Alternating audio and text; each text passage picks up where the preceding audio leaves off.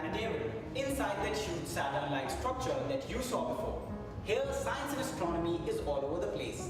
Whenever we talk about science or mathematics, we wonder what is the contribution of India in these fields, or what concepts or theories did our ancestors introduce in the field of science and mathematics. You will be surprised to know that many theories of the modern day mathematics and physics were actually known to ancient Indians.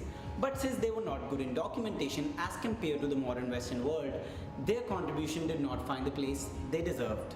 So now let's get down to the list of some of these ancient Indian scientists and mathematicians and their contribution in their respective fields. Born in 476 AD in present-day Patna, Bihar, Aryabhat was a 5th century mathematician, astronomer, astrologer and a physicist.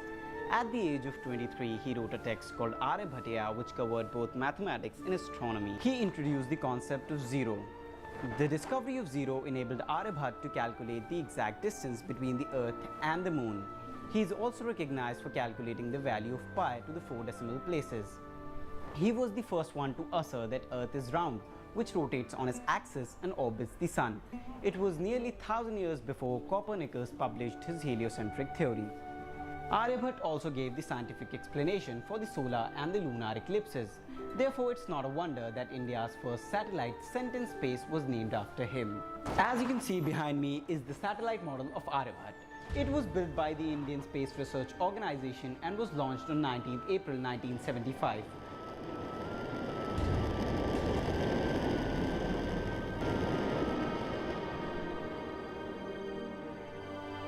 But however, a power failure hattled the experiment and all the signals from the spacecraft were lost after a few days.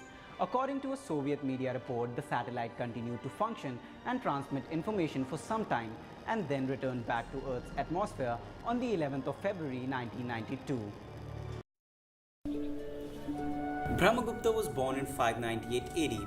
He was one of the most important students of Aryabhata's astronomical school at Nalanda. Brahmagupta gave roots to compute with zero. He introduced negative numbers and operations of zero into mathematics. He has authored 2 works on mathematics and astronomy, namely the Brahmasputa Siddhanta and the Khandikadyaka. It was due to these works the Arab came to know our mathematical system.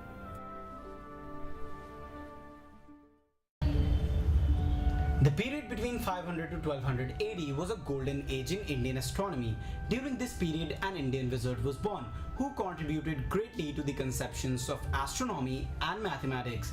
He was none other than Bhaskaracharya or Bhaskara II. Bhaskaracharya was born on 1114 AD in Karnataka. He was pioneer in the field of mathematics.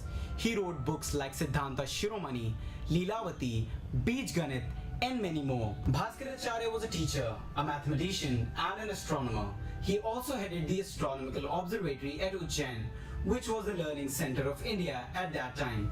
His contribution to astronomy and mathematics in the 12th century was unparalleled and significant.